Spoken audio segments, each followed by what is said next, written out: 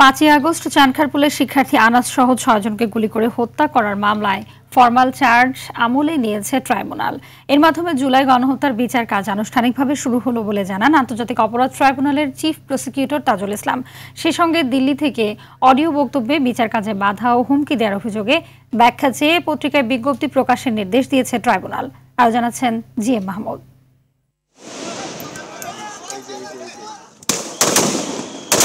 গত 5ই আগস্ট এভাবেই রাজধানীর চানখারপুলে প্রতিবাদী মানুষের উপর নির্বিচারে গুলি চালানো হয়, হত্যা করা হয় শিক্ষার্থী আনাস সহ 6 জনকে। জুলাই আগস্টে এভাবে নির্দয় ও নিষ্ঠুরভাবে 1,500-এর বেশি মানুষকে হত্যা করা হয়। গুলিবিদ্ধ হয় 23,000-এরও বেশি মানুষ।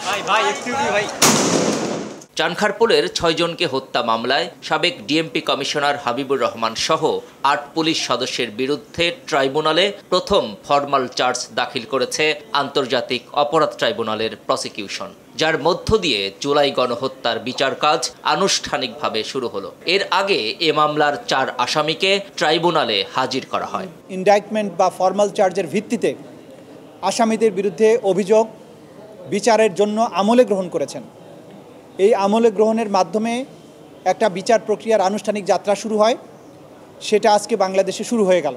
আমার বিরুদ্ধে 227টি মামলা হয়েছে, তাই 227 জনকে হত্যার লাইসেন্স পেয়ে গেছি।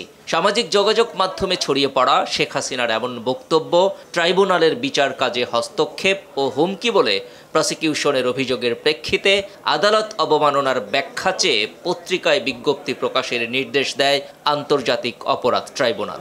শেখ হাসিনা বিভিন্ন ব্যক্তির সাথে কনভারসেশনের মাধ্যমে যে শক্তি প্রয়োগ, লিথাল ওয়েপন ব্যবহার করে বিক্ষোভকারীদেরকে হত্যা করার যে নির্দেশ দিয়েছিলেন, সেগুলো আমরা এখানে দাখিল করেছি। আন্তর্জাতিক মানদণ্ড রক্ষা করার স্বার্থে কেউ যাতে প্রশ্ন তুলতে না পারেন, সে কারণেই এই আসামিদেরকে কন্টেম্প প্রসিডিংসে হাজির হওয়ার ব্যাপারে পত্রপত্রিকায়, দুটো বহুল প্রচালিত পত্রিকায় বিজ্ঞপ্তি দিয়ে তাদেরকে আদালতে হাজির হওয়ার জন্য নির্দেশ যেটা দিয়েছেন, সেটার নোটিফিকেশন আকারে পত্রিকা ছাপার নির্দেশ দিয়েছেন।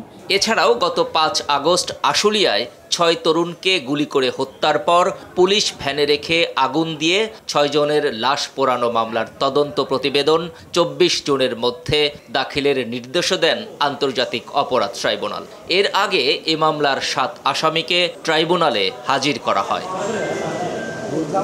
GM Mahmud, RTV, Dhaka.